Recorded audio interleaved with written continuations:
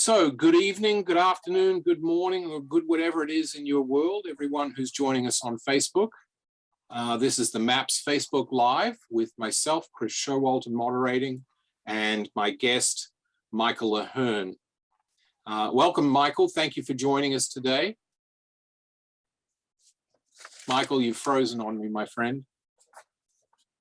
All right, we're having some technical difficulties at Michael's end, because Michael's in an area of Michigan which gets thunderstorms coming off Lake Michigan, coming across from Chicago.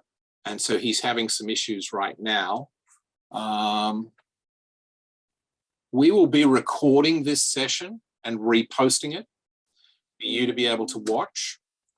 Let me introduce, while Michael is logging back in, which he is now. I'm going to ask him. Are you there, Michael? Yeah, I'm back. Oh, it's a pleasure to see you, brother. So welcome to the MAPS Facebook Live for May. Thanks. Michael, I'd like to introduce you to the audience and speak of some of your wonderful achievements, if you don't mind. Oh, Try yeah. not to blush. Yeah, make me feel good. Go ahead. What friends are for, right? So Michael's a physical therapist, has a Master of Health Science, is board certified orthopedic clinical specialist in physical therapy, and a fellow of the American Academy of Orthopedic Manual Physical Therapists, a FAOMT. Michael's a MAPS course instructor, senior faculty advisor in the MAPS Orthopedic Manual Therapy Fellowship. He's lead physical therapist at Lakeland Health in Michigan. And are you still, you're still an adjunct clinical professor at University of Illinois, Chicago? Northwestern. At Northwestern with Carol, right? Yes. Right. So Michael has a lot of experience in fellowship and mentorship and guiding people on the path of orthopedic manual therapy specialized expertise. Professionally, Michael's a member of the International Association for the Study of Pain. He's a past recipient of the MAPS Center for Excellence Award in recognition of excellence in education in advanced orthopedic manual therapy. And his greatest award is the Carlton-born Teach I Must Award from the American Academy, AAOMPT. And that was not last year, but the prior year. Is that right, Mike? Yeah, I think it was 19. 19. Maybe because we didn't have, it was either 20 or 9. No, it wouldn't have been 20. We didn't have a conference. It would have been 19. All right, 19. Okay, 19. So Michael, welcome to the audience. Our topic tonight is loosely designed around distance running. And I think you're an ideal person to talk about this, because not only are you a physical therapist and an elite level manual therapist, but you're also an elite level runner and have had injuries and treat people with similar injuries. So why don't you take the ball, Michael, and talk to us a little bit about your history of running, what got you into it, what sort of events you like to do, some of your best times, things like that. The floor is yours, Mike. Oh, he's locked up again. He's coming back. He'll be back any second. So again, folks, I apologize. Michael's in a thunderstorm zone, and I think his internet is a little glitchy. Yes, it is. Yes, it is. He's back. He's back enough to say, yes, it is. We have thunderstorms going through the area at the moment. Someone might have mentioned that. Yes, he's got thunderstorms going through the area at the moment. So, you know, worst case scenario, if this continues happening, what we'll do is we'll terminate this session. Michael and I will do this at a later time, maybe tomorrow, and then we'll post the video for everyone to watch. I know it's Facebook Live, and we're trying to get some questions from you guys and answer them live as we can, but we are slaves to the technology, as it were. So, Michael, we were over to you. We're handing the floor over to you to tell us about your history of running, what you got into, your events, the sort of things you like to do in running. It's all yours. Geez, I don't know where to start. I've been running since primary school or elementary school, and it's just something that's actually just been a part of me pretty much all my life. I used to run track. I attempted to qualify for a Commonwealth Games team in around 1989, 1990 in the 1500 meters. So I was pretty good at that. I moved up to the marathon. I got old. I slowed down a little bit. I've run my favorite running event probably is the Boston Marathon. I've done that 13 times. In the meantime, I've actually branched out into bicycle racing. I've done Ironman triathlon, and that sort of stuff, the sort of things you sort of do when you get older and you get a little slower. So that's it in a nutshell. There probably isn't anything in running I haven't tried. I've gone up into the ultra distance as far as 50 miles. Yep. Mike, you were at the at that very challenging Boston Marathon where the bombs went off, right? Yep, that was 2013. And I remember you telling me that you had sort of just finished crossed the finishing line when that happened. Is that right? Yeah, yes, I had actually. I wasn't even aware of it till my mother, who lives in Australia, rang me up and asked me if I was all right. Right. Yeah. Difficult times. It's a strange world right now. Let's talk about some of the injuries that runners suffer from, both yourself and the patients you treat for running injuries. So I know that plantar fasciitis is a big one, and we can talk about that, and tendinitises, obviously. But talk to me about some of the other more common injuries that distance runners in particular get. And I think you're muted, Mike. We can't hear you. Hit that mute button, bottom left.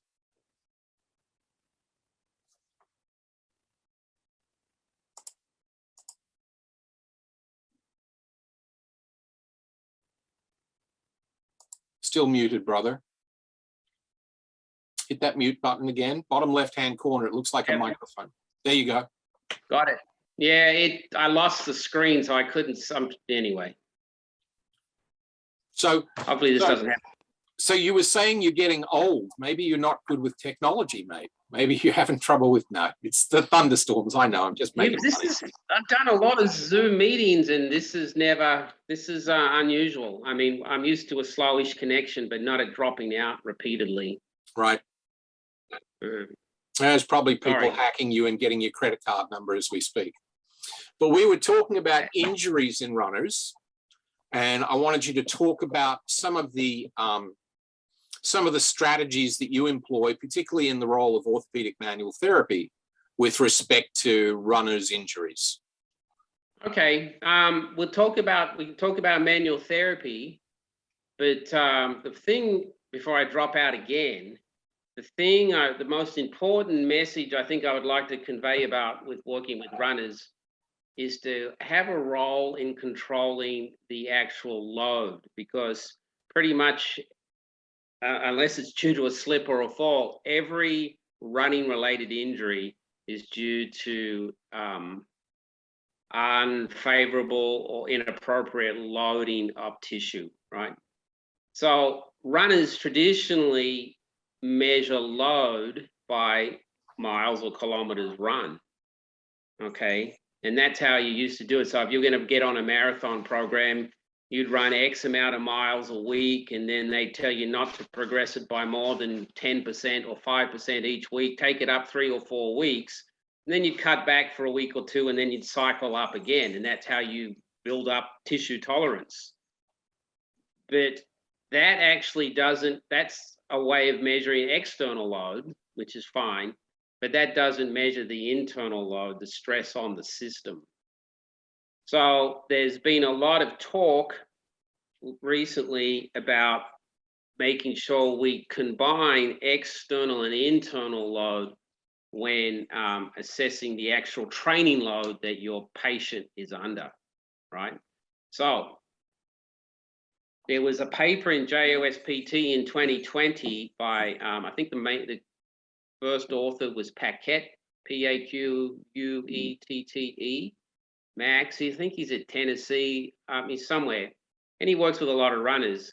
And in that paper, and he was the primary author, they said that they talked.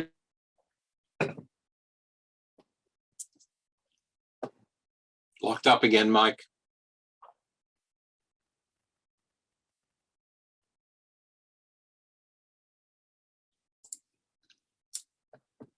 We'll just wait for him to come back, folks. It was just getting interesting too. I will redirect the witness. There he is. You were talking about Paquette. Back again. Yes, yeah, mate. They talked about internal and external loading, and the best way to do it is to have your runner, when you're trying to record load, is to record in minutes how far they run, right? And then to multiply the minutes run by their rate of perceived exertion on 0 to 10, whereas 1 would be walking and 10 is sort of sprinting. And that score you get is a better measurement of the load that the body is taking rather than the miles run. Because you could go for a 6-mile run at 6 minutes per mile pace, or you can go for a 6-mile run at 12 minutes per mile pace. And as you can imagine, they're completely different stresses on the system. But if you're just measuring the number of miles run, you're not measuring the true stress of the load, so to speak. Does that make sense? Yes, it does. Very interesting. Have they? So, go on, continue. They're starting to do some research with that, yes. The other thing is then incorporating that, so looking at training load, incorporating that with, you're familiar with Tim Gabbett's work on acute on chronic workload? He's an Australian, he's an exercise physiologist, I think. Yes. And he was at CSM a few years ago. So he actually looks at workload, and your workload over 4 weeks, that's your chronic workload, right? So with running, you'd look at that score I just talked about, multiplying your total minutes by rate of perceived, you'd get a number. Yeah, you get a number, and you'd have your number for the week, and you look at the 4 weeks, the previous 4 weeks, and then you look at what you do in your 5th week, right? And then you divide the 5th week number by the average of the 4 weeks, right? And you'll get a ratio. Okay. And that should sit somewhere between 0.8 and 1.2. And he showed in his research that, now his research, I don't think he's researched runners. I think he's done a lot with basketball players and football players, looking at how much running and stuff they do. But if you sit under 0.8, which you would get by having a fairly low week, right? Or if you go over 1.2 when you calculate this acute on chronic workload ratio, you're at higher risk of injury. That makes sense? Yeah, it does. Interesting. So this is that's what I'm doing at the moment. I've got these two systems that I'm sort of combining with the athletes I work with. Right. And so you've got an indices that you can break out that's numerical that you can compare over time. Right. The question that's going to come in on the Facebook Live is, are these indices validated at this point in time? Yeah, with runners, not so much. It's a proposed system, but with you look at Tim Gabbett's work, he's looked at a lot of team sports. To a large extent, yes. Right. Well, that's excellent. That sounds like a progression from the old days, right? Right. Yeah, well, it just helps when you go to someone, if you're evaluating someone with a running injury, you need to know what their load has been on their body over the last few weeks to see if they've actually increased it too much. Right. And if they have a system such as this, that helps you see if they've gone too far beyond, right? In the absence of that, what you can also do is you can look at, I think PTs need to be good at understanding running pace, because this is just a subset of what I'm already talking about. Sure. So someone says, yeah, I run 25 miles a week. I do 5 mile runs, for instance, right? You need to know what pace they're running those runs at. Are they running them at 7-minute pace, 6-minute pace, 8-minute pace, or 10-minute pace?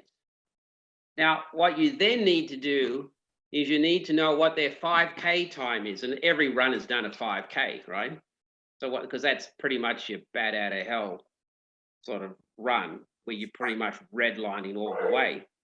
So what you'll find with a lot of injured runners is that they may run a 5K in 20 minutes, which is sort of like 6.5-minute miles, I think, right? Mhm. And then you'll find that their training pace is 7-minute miles. Right. Right. So what you need to do then is just from that they're training way too fast. Your training runs should be 2 to 3 minutes per mile slower than your 5K time. That makes sense? Right. So right. what I'm saying is that's another important piece of information when you're sort of assessing the runner, calculating load. Okay, how much you're running a week? Everybody asks that. Okay, what pace are you running? All right, and then all right, so you've done a 5K. What would you run a 5K at? And then you'll see if they're probably running too hard in their easy runs, and that's a very, very common mistake. And sometimes the solution to healing that tendinopathy is just slowing them down for a couple of weeks, rather than saying don't run at all. Easier said than done in some instances, I would imagine. Yeah, you're right, because a lot of people will just like to look at their watch, and every training run they compare to the previous training run. You've got this, this adage of beat yesterday. I think that was a marketing slogan for somebody. Nike, maybe? You have to slow them down. But yeah, beat yesterday. Yeah.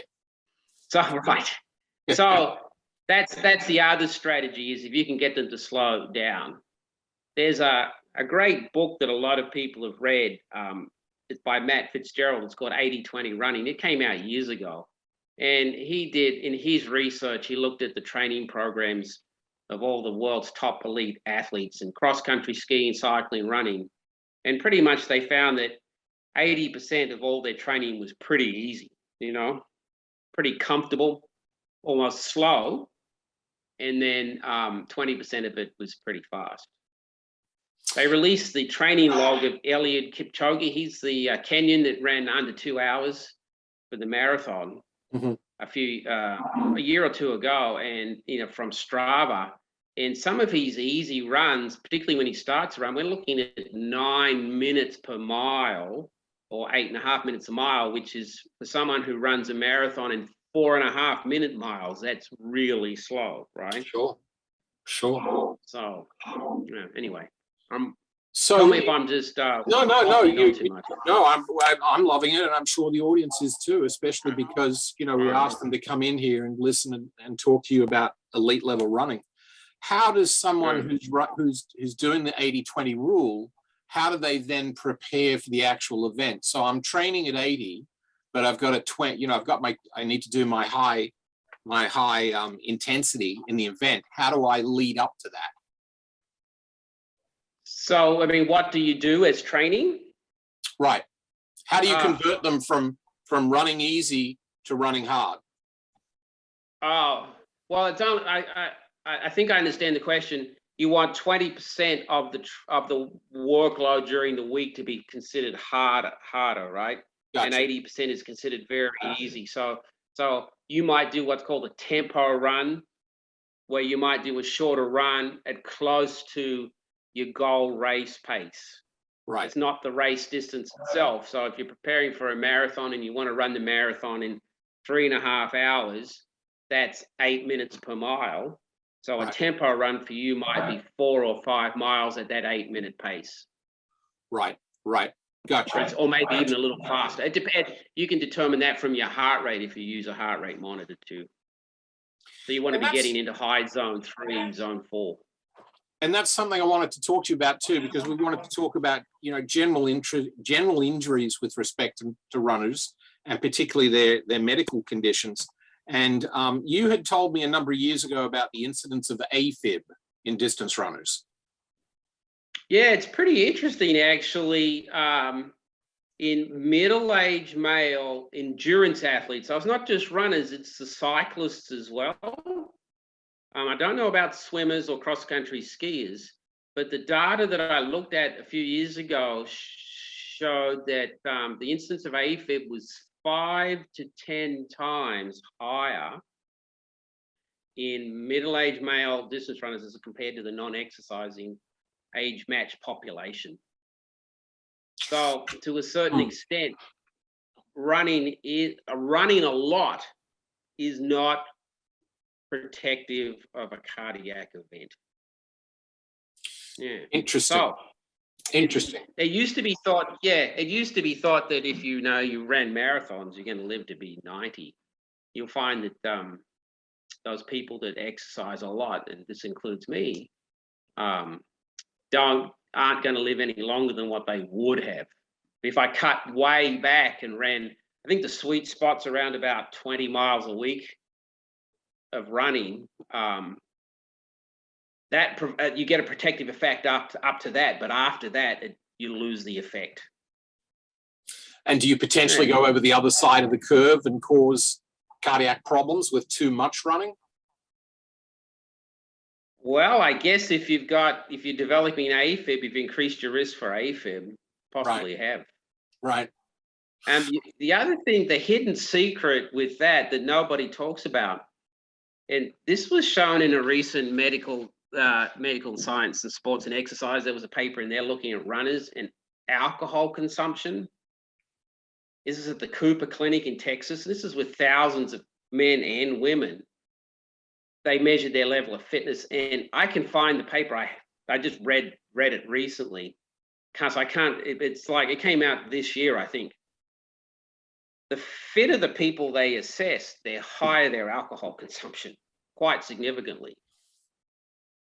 So I guess the point I'm making in a circular fashion is that, and I've heard one cardiologist talk about this, is that it could be the high amount of exercise plus higher amounts of alcohol consumption, the two combined, actually could lead to cardiac problems. Interesting. There you go, food for thought. And then we all know that population who do in some sense have an eating disorder, and they use running as or high level exercise as a methodology of keeping their weight down. Right. Yeah. Interesting. So so there's a lot of, and you don't see that coming out so much in the research because people don't tend to accurately disclose how much they really drink. You know what I mean? And it's all self-reported. Sure. Yeah. So anyway, so that's the hidden aspect. Yeah, that's really interesting, Michael. Really, really interesting information. Yeah. I want to shift. Anyway, so What, mate? Well, I was going to say, I think, I think that if you're examining the runner, I mean, other than getting history, I really think that you should be looking at things like blood pressure and asking them about, is there anything going on with your heart rate? Because most of them will have a Garmin watch at least that measures heart rate, and see if there are any unusual spikes in heart rate while exercising that might lead you to refer them on somewhere else. Yeah, and that would be a useful thing to do for them. Yep. That would be helpful, I think so. No doubt. Yeah. I think so. You don't just blow it off. If they talk about an irregular heart rate, don't just blow it off and say, "Oh, well, that's age." Right. Get them to have an ECG or something. So now let's circle back around again to about loading tissues and how you manage patients with a tendinopathy or tendon problem secondary to overloading. The management of tendons over the years has changed from rest ice compression elevation to the Swedes, I think you had people in backpacks who were stretching, doing massive calf stretches over the edge of steps to massively increase it. So where are we now in terms of managing tendinosis, tendinopathy, and the other tendon conditions?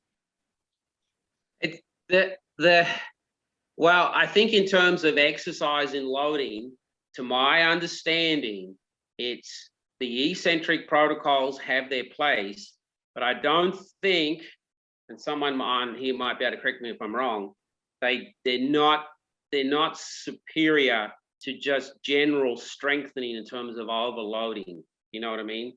You have to actually lift heavy to treat tendinopathy. Right. As long as you're not aggravating the tendon itself. So yeah, you can do those heel drops and stuff like that, and I'm absolutely certain they have a place. But I don't think what I read a couple of years ago that they were superior to actual heavy lifting and doing calf raises. You didn't have to add so much that eccentric component as much as perhaps we think you do. Right. Right. So it's back to the old. I'm open to discussion. Sure, but it's back to concentric rather than eccentric. Yeah, it's back to heavy loads too, not just 3 sets of 15 on a pretty easy weight. It's more like, okay, load up and let's see if you can do 3 sets of 6. Right. And let's say we got a 200-pound runner and you were trying to load them. What additional weight would you put on them to do 3 sets of 6 for heavy loading? I would get them into, so what sort of injury are we talking about? Let's say. We're talking about Achilles? Yeah, let's say Achilles, and it's, 4 weeks post their initial complaint of pain and change in function. Okay. See, with a couple of things with the Achilles. So how old is this runner?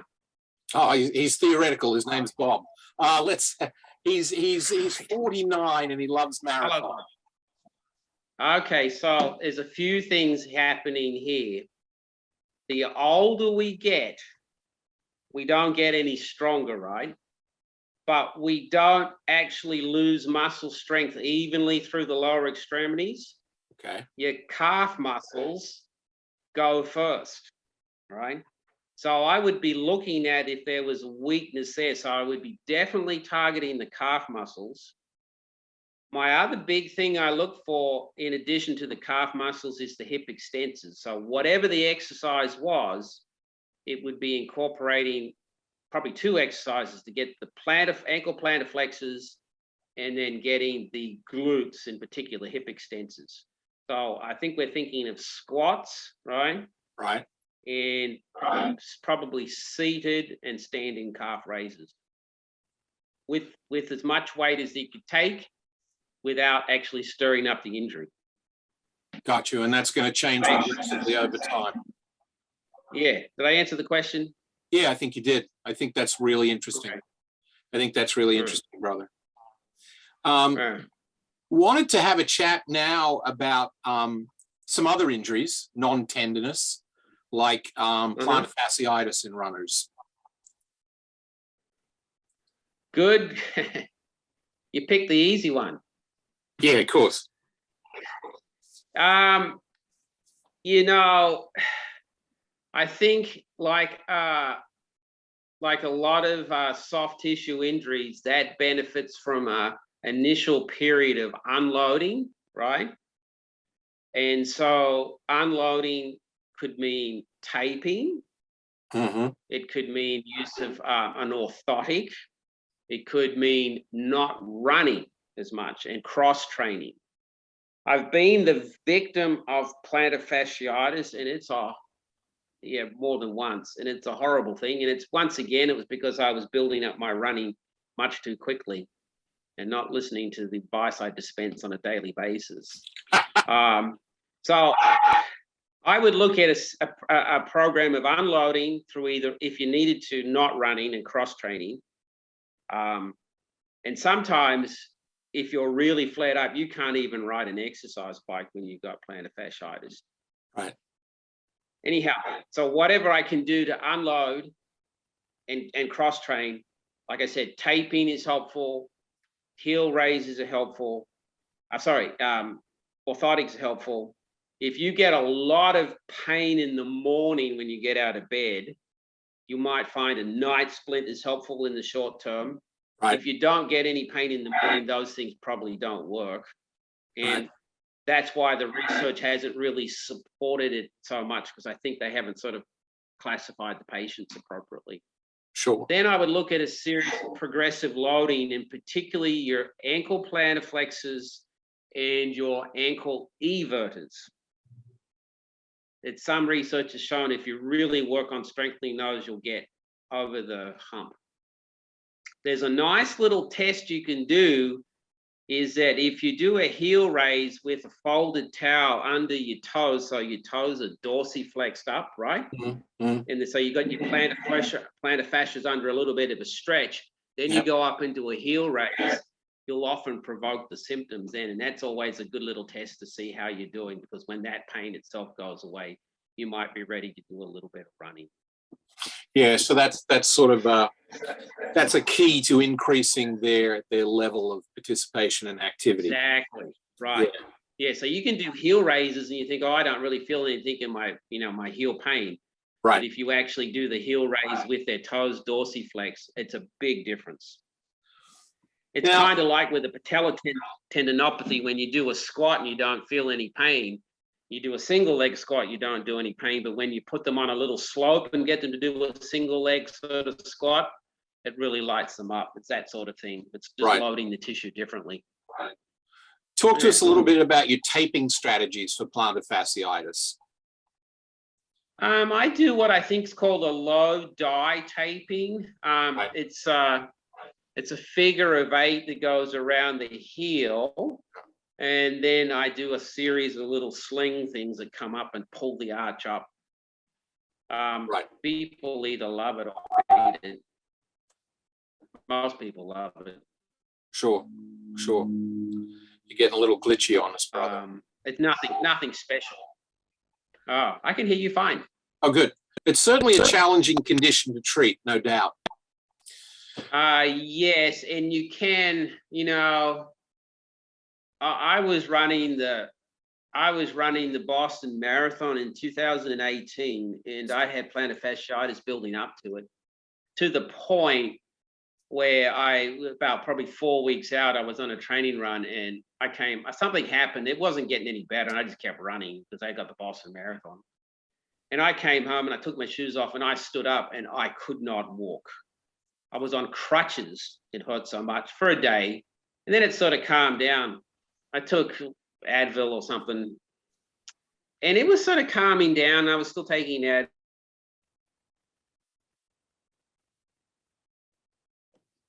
Well, it looks like the makers of Advil are upset with Mike because it didn't sound like it was working. So they've cut into our broadcast and they've shut him off. Mike, we've lost you again, brother. If you can hear me, I think you got a thundercloud coming through. So you may want to try and re-log in. I hope everyone on this call is enjoying the presentation by Michael.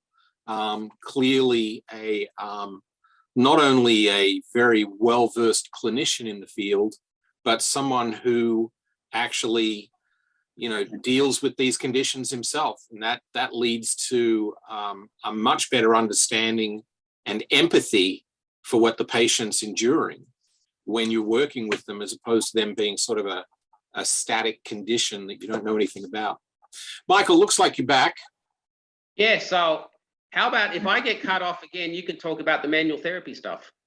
Yeah, sure. Then I can chip in. That might be a backup plan. Sure. Good idea, mate. Good idea. So anyway, sorry. You want me to finish my story? I don't have to. Yeah, your marathon getting ready. Oh, yeah, so I started to warm up, ran down. It was the Boston Marathon. It was pouring rain. It was probably 45 degrees. I started running. I ran down the hill. I got about a mile in, and I felt like someone had shot me in the foot with a gun, or I'd stepped on a nail. I actually tore the plantar fascia. I used to have like a windlass sort of thing, when you dorsiflex the big toe, and you can see the tension through the tissue. Right. After that, I didn't have that anymore, and I limped for the next 25 miles. But you finished in the it. rain. I did. Yeah, good for you, brother. Not a good time on that one, I don't think. No, it was like 5 hours or something. What's your total What's your total number of marathons run? It's in the 30s. I haven't counted for a while. Last time I counted was in the mid 30s, probably. Now, it doesn't concern you at all that the marathon run obviously is named after the Philippus who ran from Marathon to Athens to tell them about the Persians coming, who apparently he got rid of all of his armor along the way, got rid of most of his clothes. He had basically like a loincloth on when he rushed into the chamber and told them, "We've won." And then he collapsed and died. That doesn't bother you as being the history of the sport that you've chosen to participate in, Michael? Oh, we've lost him again. So what about manual therapy? There you are. You're back. You're back, brother. Yep. So yeah, so the first marathoner died on the spot, mate. You have a cardiac condition. Yeah, probably, right? Probably a undiagnosed AFib. There is actually some cardiologists tried to name, like some runners will get very rare will get a cardiac myopathy. All right. And I think he actually tried to name it after Pheidippides, like Pheidippides syndrome or something. Let's change gears a little bit. I want to talk about changes in shoes over the years. And the first, and I'm not a marathon runner, but the first I ever thought about shoes with respect to marathon running was in 1960, watching the footage. I wasn't born in 60, I was born in 62, but in 1960, FBv2 Livestream was the first person to run barefoot in the marathon and won gold. He won it. Right? He was a Kenyan. Yep. And then he won again in 64 in Tokyo. He did. Yeah, again barefoot. And then in 69, unfortunately, he was involved in a motor vehicle accident and was wheelchair bound for the rest of his life. Yeah, he didn't live too much longer after that, I don't think. Like 3 years after the accident, he had a cerebral infarct secondary to the motor vehicle accident. But he was the first barefoot runner. So I want to take us through some of the. I'm not au fait enough with running to call them fads per se. But let's talk about some of the. Let's call it functional fashion. Let's talk about the barefoot running. Those guys with the little individual toes made of rubber that went around each toe. What's going on with that? Well, that started with Christopher McDougall wrote a book published in 2009 called Born to Run. Mm. By the way, our very own Ken Learman is quoted in that book. Oh, is he really? Yeah, he is actually, just once. Yeah, so he's in the book. Has they never told you that? No, he hasn't. He's a very humble man. What's he quoted as saying? I think it was about a friend of his who ran in worn shoes or something, or tried running the marathon with the right shoe on the left foot and the left one on the right foot. I can't quite remember. It was something just obscure. Okay. But the book is full of it's full of lots of anecdotes of people running with either barefoot, different characters, or tribes of Indians in Mexico who run with just these bits of car tires strapped onto their feet, and college runners who train barefooted. And he made the argument that the foot is inherently strong, and why are we wrapping it up in padding? Now, he wasn't the first person to make that argument. There's some papers by some Canadian podiatrists. Their last names are Robbins and Gow, Gouw, and I read their papers years ago. That's out of the 80s. They argued the same thing, is that the foot is inherently strong, and if we just keep wrapping it in padding, we're just going to make it weaker. So that's where the Vibram came in and with their 5 fingers, and they marketed those things, and I have a pair. They marketed those things as a foot strengthening device. Now, interestingly enough, there is some research to suggest that if you use those things in a progressive fashion, they do strengthen your feet. They actually increase the size of your intrinsic muscles, particularly your abductor hallucis. But anyhow, too many people got into it too quickly, and then they started getting stress fractures, particularly the second metatarsal. And there was a class action lawsuit that was settled in either 2012 or 2014. And they pretty much, they still make them, but they don't market them as far as I know. They just withdrew everything. And you can't, my local running store doesn't sell them anymore. Right. So they sort of went out of favor. People would just, it was something that you have to really ease because you've had your feet in shoes all your life. Now you decide to run around barefoot. Well, you know, Mike, so, I have a special interest in hallux valgus, and some of the research. Yeah, so it's really interesting, and you know the incidence of hallux valgus is about 14% in people under the age of 18. It's about 38%, 18 to 64, and then it jumps to 68% in 65 plus age group. Yeah. And we know it's a progressive disorder, and you know the worst thing you can do to give yourself hallux valgus is wear narrow-toed shoes for a long time, and then put them up on heels. So as a consequence, the incidence is something like 5 to 1 female to male in developed countries. But this is the interesting side bit that I wanted to talk about, because with my plantar fasciitis and with my hallux valgus patients, I'm always encouraging them to walk barefoot as much as possible around the house in a safe fashion, etc., and to do exercises to use their intrinsic muscles. Because as you said, we sit in these shoes and our intrinsic muscles don't get a workout. There's an interesting, in my research, I found a British explorer in the 1950s who went to one of the South Pacific islands. People are going to want to think it's Tahiti or Bora Bora or something, but I don't remember what island it was. And he was an anthropologist, and he actually looked at hallux valgus in that population, and the incidence across the board was less than 2%, because those people were unshod their entire lives. They had you know, fantastic intrinsic control. So that's interesting, brother. Interesting. Makes sense. Now, so I think it's abductor hallucis longus was the muscle that sort of hypertrophies the most. Right. With these things. But if you don't get a stress fracture. If you don't get a stress fracture. Well, I mean, it goes back to what you were saying before about it's not the amount of time you're running, it's the stress and strain you put through your body while you're running, right? Look back. Exactly. So start walking in them, not running in them. Right. Look back just quickly. You will remember this guy. Do you remember Cliffy Young, the ultra distance runner? Oh yeah, in Australia. Yeah, he ran in gumboots. Yeah, so he ran in Wellingtons or upper third thigh high rubber boots. Rubber boots. Yeah, he was a dairy farmer, I believe, and he used to run around up near the hills where he lived, down near Lavers Hill, I think, in Victoria, right? Yeah. I don't know if he was in New South Wales or Victoria. Remember, he won the Sydney to Melbourne race running in those boots. Which is what, didn't like 1,200 kilometers? Yeah, close to 800.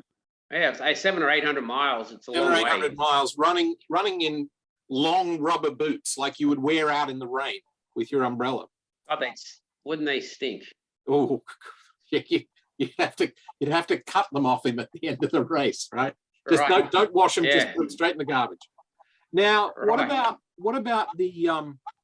some of the newer shoes like the Vaporflies with their kinetic return component? What are your thoughts on those? Well, it's interesting. You've got like in 2009, you've got Dougal's book, and that introduced the 5-finger shoes, and a lot of companies were producing minimalist shoes.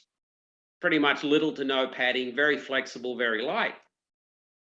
In 2009, independently, these two guys working for the French company Salomon. They make shoes and outdoor equipment. Yep, I know. They were trying to, you heard of them? They were trying to come up with some slip-on shoes that you could, for trail runners, super padded, that you could pull over your existing trail shoes, like really super cushiony sort of things. And then when you could run down the hills as quick as you could. And that sort of transformed into the Hokas, right? Right. The Hoka, the Oni, that's the name of the company, which is Maori for something to do with flying. Those guys sold the company. It's owned by Deckers, which is based in the US. And they've marketed them very selectively. Anyhow, so you've got everyone's familiar with the Hokas with the super thick midsole, right? Right. That inspired Nike to come up with their sort of super shoe, right? Now, the qualities of a super shoe, like you're talking about the Vaporfly Next and the Alphafly and those sort of things, those things that are super expensive, that they have to be pretty light, right? Now, by light, we're talking around 6 to 7 ounces compared to a Brooks Ghost, which would be 9, probably more like 10 ounces, okay, right, for a size 9. They're super light, super thick, springy midsole. Usually it's up to 30 millimeters thick. And then they also usually have a carbon sort of rocker plate built into them. Now, those three things sort of constitute a sort of a super shoe, right? Right. So they weren't a reaction to the minimalist shoes as such. They sort of they seem to develop independently. So they're now called the maximalist shoes. So the super shoes that the Kenyans wear to run their world records in. And if you look at the top 20 runners at the Boston Marathon a few weeks ago, probably pretty much every one of them wore these Nikes. Right. So that's the maximal shoe, and they seem to be the latest trend. And all the running shoe companies are making shoes that have super thick midsoles, plus or minus a carbon plate, and making them super light. Completely the opposite of what we talked about in terms of building foot intrinsic strength, et cetera, et cetera. Sure. And the thing is, people do seem to be running faster in them. It seems like if you have some of those Vaporflies or the Alphaflies, you're probably going to take 4%, reduce your marathon time by 4%, which is quite a few minutes just for having a pair of shoes, Sure. if you can afford them. Yeah. Have So you there's seen- no research that I know of that they cause muscle wasting or anything like that. What about research? I mean, clearly, if every company's making them and marketing them, someone's got to be doing research that's looking at the amount of kinetic return that the shoe's giving back to the runner, right? They look at the midsole. Nike's super shoe, I think its midsole is called Pebax, P-E-B-A-X. I think that's what it's called. It's obviously some sort of proprietary sort of midsole. And its energy return is around about 70%, as opposed to your standard running shoes, which are probably around 50%. Well, that's a substantial increase. And most of the other companies fall somewhere in between. Everybody's trying to copy Nike, pretty much. Sure. Like New Balance have their own form, Asics have their own form, Adidas, which actually were earlier to the midsole rebound party than Nike were. They have their I'm trying to super foam or something. I can't remember the name of it, but they got their own sort of proprietary foam for their midsoles. And so for any of you guys who are interested in any of these really expensive shoes, you could go out and say, take a second mortgage on your home. So you could buy a pair.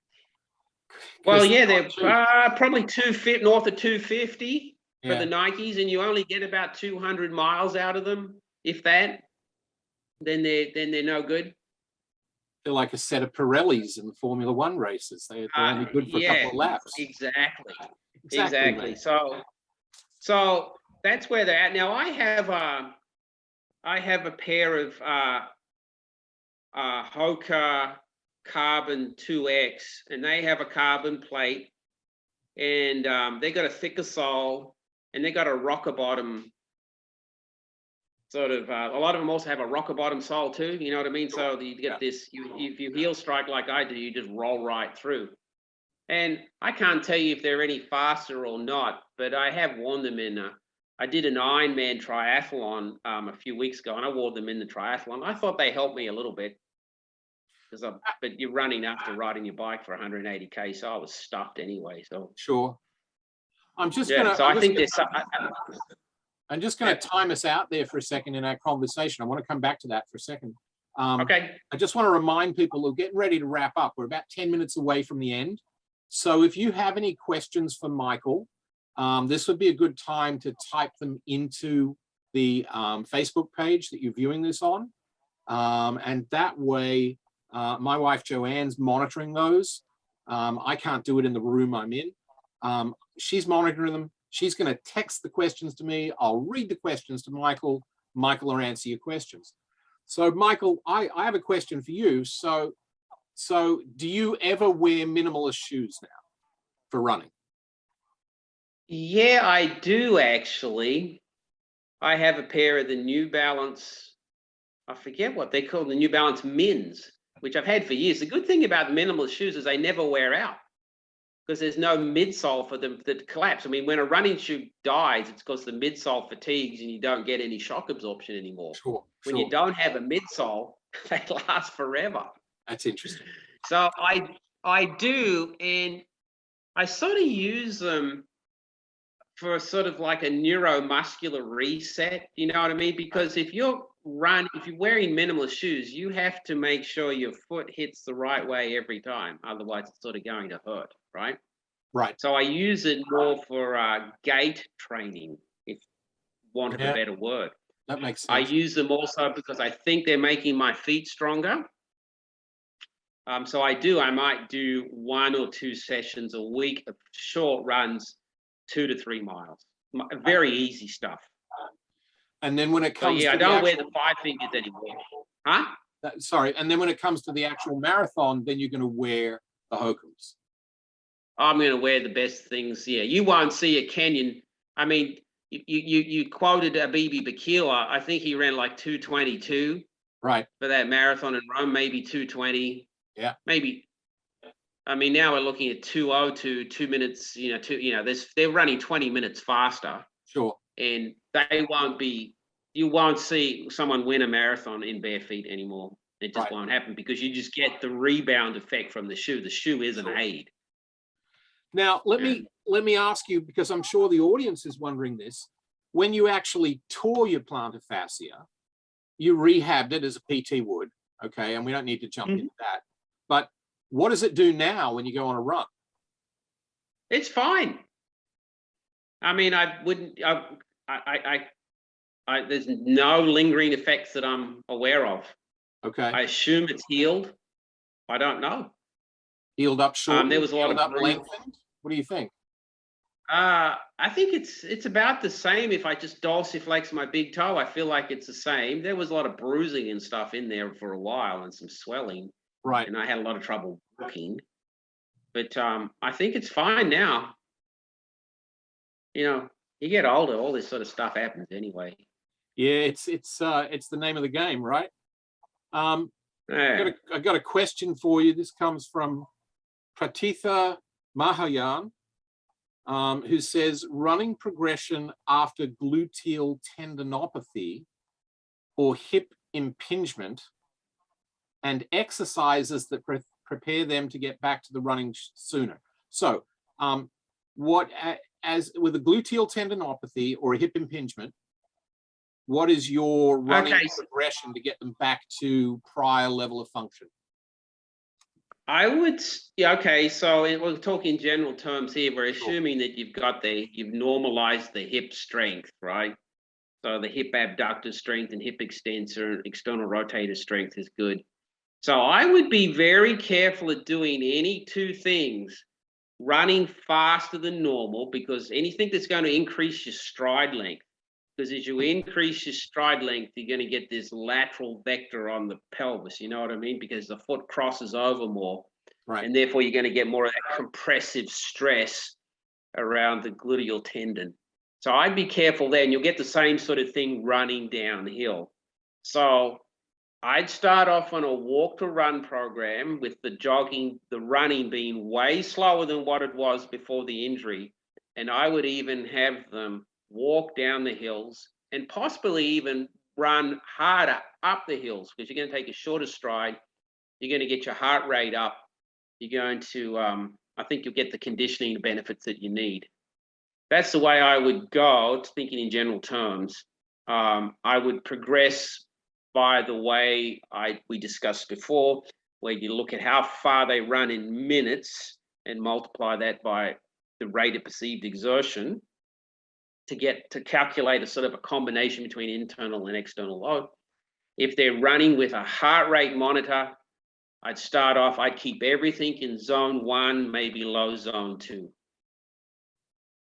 For the non-running geeks, just explain zone 1 and zone 2 on a heart rate monitor. Yeah, well, if you wear a Garmin, the system they use, and there's a few different ways of measuring heart rate, but zone 1 and zone 2 is very easy. Once you cross into zone 3, you're hitting that lactic threshold, right? Right. And anaerobic sort of energy sort of system. Right. So you in zone 1 and zone 2, you can run and talk all day. Zone 1 is almost you run all day pace. This is easy. Zone 2, I'm doing a little bit of work, but I can have a full conversation. You get into zone 3, your sentences start to get broken up a little bit. In zone 4, you have a hard time talking. In zone 5, you can't say a word. Just shut up. We got to run. Right. How's that? Does that describe it good enough? Now, yeah, with your Garmin watch, it'll break it down for you. Maybe I should get a Garmin watch and set it on zone 5 so my wife doesn't have to tell me to shut up and stop talking. That could be the perfect Christmas present for me, right? Right. Yep. If you could get Chris Showalter to stop talking, that is a mammoth task. The world. Is that a question? Yeah, that's my question. I'm looking to see if there's any more questions. Joanne, I think you're monitoring us. Do you have any more questions on the board?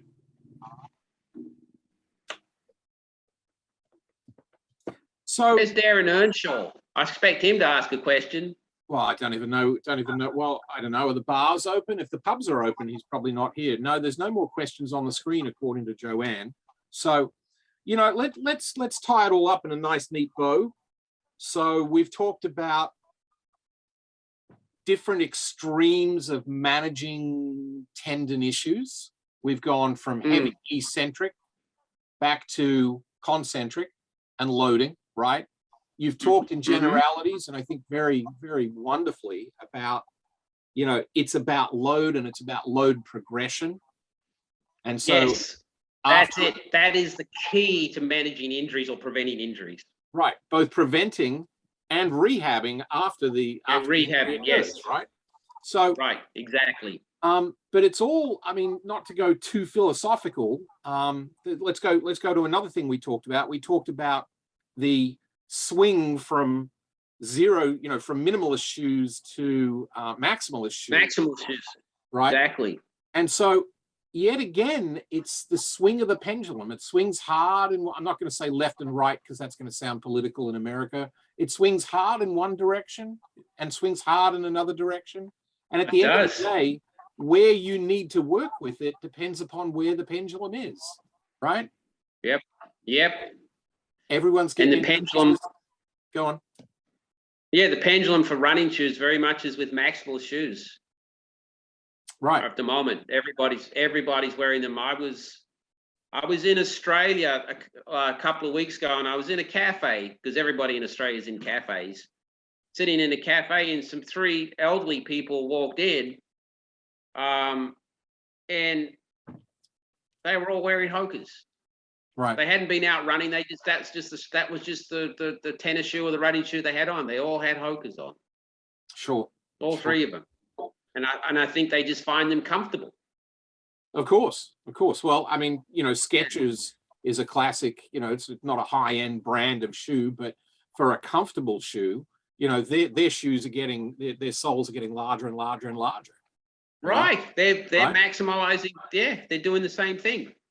And in fact, my middle child is 19, or she's going to kill me. I think she's 20. But all of her friends all wear like high-heeled sneakers. So they've got like Converse and other style sneakers, but they're not true Converse because they have like a heel on it like this and a midsole like this.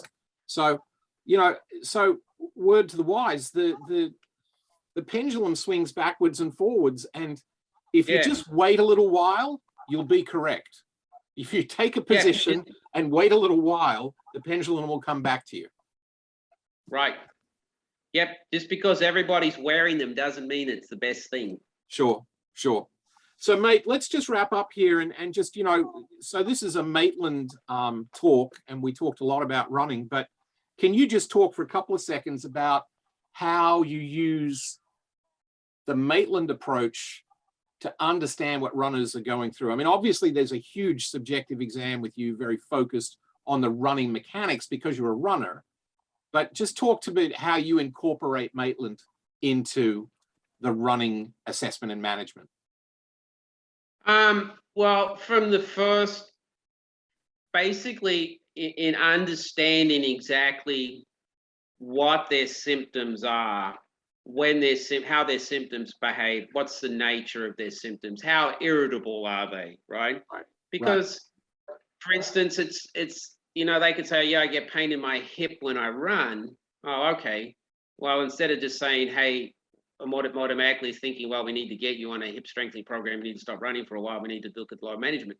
It's looking at the nature of the symptoms. Well, it goes away. You know what I mean? If you talk to them more and flesh it out, well, it goes away after I run for 30 minutes and then it doesn't bother me again.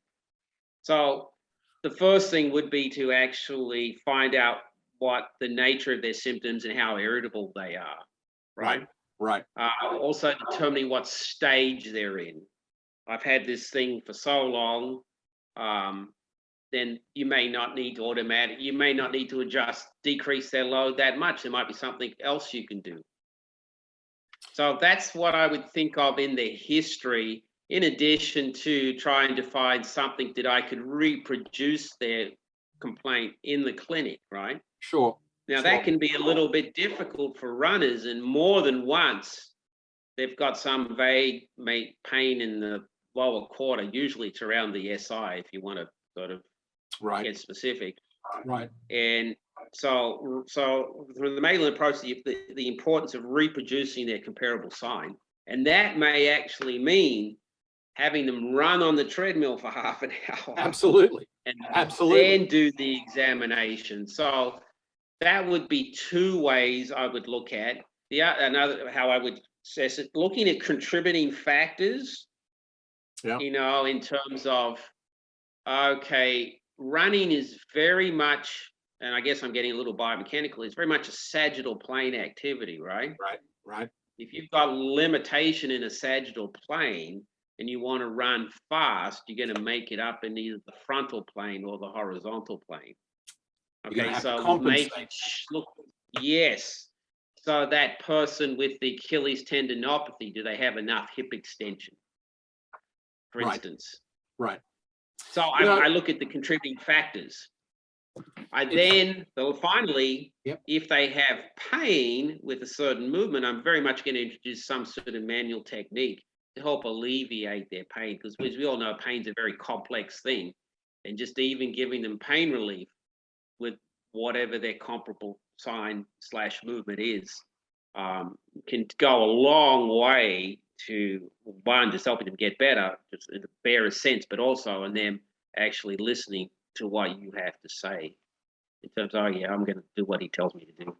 Well, I mean, the thing is, you know, we talk about the therapeutic alliance and having empathy for the patient.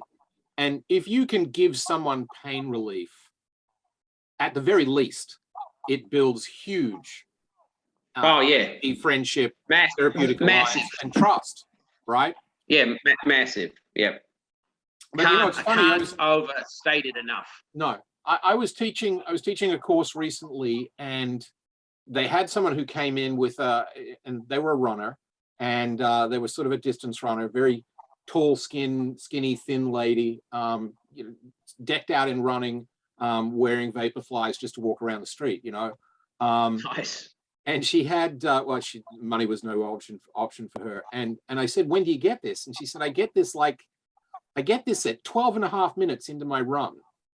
I said, what sort of pace? And she told me. I said, well, let's put you on the treadmill and let's get you running, and I'll talk to you at 12 minutes. I want to see what happens. And we took, and this is a hint for the viewers at home. I don't take videos of people on my phone because that's a HIPAA problem, okay? But I will say to the patient, can I take a video of you running on the treadmill with your phone? Just unlock the camera for me. Here's the video so we can then compare it as time goes on. Another little clinical pearl, if I'm going to teach someone a home exercise, even if it's like, you know, neck unilateral rotation, I'll show it to them. I'll get them to do it in a mirror. I'll then use their phone to take a videotape of it and then show them that, and they keep that so they can refer back to it. Oh, that's my exercise. Oh, I see what he's doing. It's just that. It's not that, right? So but I said, let's get you on the treadmill. And someone said, what would you do that for? I'm like, because we're trying to recreate her exact symptoms in the environment that gets them. So let's finish up quickly with, you alluded to SIJ. I want to know your opinion as a physical therapy expert and runner about incidence of SIJ pathology in runners. Same as general population, higher or lower? Oh, I can't answer that question with any degree of confidence. What I would look for, and I've seen a couple of times, is the sacral stress fracture. Okay. Those people that develop pain in the SI area, that you put your finger on it, you can palpate it. They need to be followed up for a stress fracture. That happens more often than what you think. I've had that happen a few times. Sure. So that's the main thing. But whereas in terms of sacroiliac joint pathology, it would depend on gender and childbearing history, to how much I would lean in my clinical hypothesis as to whether that's an SI issue or not. Have you got a little bit more time, Michael? I've got a couple more minutes, yep. No, are you not going to go running on us or anything? No, we've got to go to bed. Oh, okay. What are you talking about? It's only 8 o'clock. Jet lag, man. Oh, yeah. When did you get back? A week ago. Oh, okay. It gets harder and harder as we get older. Yeah, I'm just starting to get into sleeping again. Well, you know, I've got a bit more time. I used to try and do sleep modification and use melatonin. But then 2 of the countries I used to go to, which were very, very long flights, both China and Saudi Arabia, neither one of them allowed melatonin. So I could do my melatonin prep, but I couldn't come down. So it was a nightmare. Wow. But that was all pre-COVID, obviously. So here's a question. I got a question. This is a question from, stop that. Hold on. Here's a question from Katie, who wants to know, Michael. Katie Capello, is there anything you recommend for someone with FAI, status post-labral repair, from years ago? FAI, status post-labral repair, chronic. So this is someone who's not running now, or they're still having hip pain while they're running? I don't know that it's a running specific question as opposed to someone who's post-labral repair years ago and now they have FAI. Why don't you talk about FAI in general? Oh, yeah. Well, okay. So I guess to answer that, I would be once again, it's sort of tricky. I'd be really looking at that particular individual. A couple of things that might be helpful in the running sense is looking at stride length. Now, this could go to the patient with the gluteal tendinopathy issue too, you know, and looking at stride length. And you can do that easily without actually videotaping them and measuring it by getting them to count their number of strides per minute. Now, it's not a magic number. It's very much a guideline, but for most runners, and it seems to be, it doesn't really matter how fast you're running, but there are Obviously, there are some exceptions. You're looking at about 180 a minute, right? So what I get them to do is on the treadmill is just to count one leg, usually the right leg, for 30 seconds, because that's easy to do. And then multiply. And you're looking at 45, right? You're looking at 45 for 30 seconds and Right. see where they fit. Now, if they're sort of sit in like 35, I would think they're probably overstriding. Okay. So I would try to teach them to actually increase their stride frequency to bring that up. And by doing so, they'll shorten their stride. Now, that has been shown by Brian, he's at Hendershot. Mm. He's shown that to reduce, I think he was the researcher, reduce stresses around the patellofemoral joint by up to 30%. Right. Right, just by same speed, just taking more strides. Sure. And I don't know of any research for the hip, but that's probably the way I would go first in terms of a general sense, is shorten stride length. Obviously, looking at hip strength, abdominal strength. I wouldn't go any way, with shoes. I would just say whatever the shoes feel the best, Sure. Well, Mike, I guess what I'm saying, I'd like a little bit more information. Yeah, of course. It's the theoretical patient. They're the hardest to treat. You have no idea what the subtleties of things that you and I pick up as manual therapists that we see, as they stride across the room, as they take that jacket off.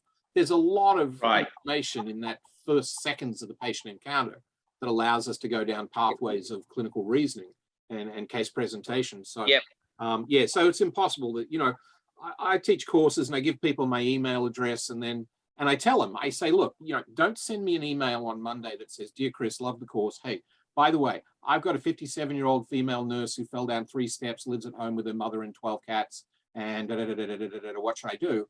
Because I'm just going to send you a one-word answer. And that word is assess, right? Yeah. Assess. I need you to assess. Right. Develop clinical problem solving based upon the assessment using clinical hypotheses, right? Yeah, so don't be afraid to try different things. It might be like, I've had patients with iliotibial band, for instance, where if they jog, that brings on the iliotibial band symptoms. But if they pick up the pace and run a little faster, they don't feel any pain. Sure. So we have them running, but you'll run and then you'll run and walk, run faster than walk. So they're able to maintain their training load while the iliotibial band thing settles down just by modifying their training. So I guess I would say to Katie would be with the running is don't be afraid to experiment with things that maybe don't make sense from the outset. Because patients are multifactorial. There's no such thing as just a lumbar disc or just a facet or just an FAI. It's all interrelated. That's why we have to do our regional assessments, right? If you think it's a hip, you got to check the knee and you got to check the lumbar spine SIJ, right? You have to check the levels above and below. Yeah. So you might find something at the back. You might find something at the SI. You might find something at the ankle. Right. Oh, anyway. Well, Michael, I think the audience has had a wonderful time. And as I said, we're going to tape this and rebroadcast it. And so do you have a little furry kangaroo? Did you ever bring one of those back from Australia? Most of us have a couple of them lying around. I give them to the grandkids. Well, when you go off to bed now, you have a little snuggle with your teddy bear and have a good night's rest. You being not such a younger man anymore, Michael. You have to take care of I am not. No. You've got to. No. There's only so many. I wish I was. Youth is wasted on the young, as Oscar Wilde said. Yes, it is. It's terrible, brother. It's terrible. Mm-hmm. So, Michael, thank you. It was a pleasure hanging out with you. Thank you for a wonderful, informative chat. And it's been fun. We'll do it again sometime. Yes, we will, mate. Yes, we will. So thank you again, Mike. And I appreciate it, brother. I'll talk to you soon. All right, thanks, Chris. See ya. Have a great night. Thanks, brother. Yeah, you too. Bye. Cheers.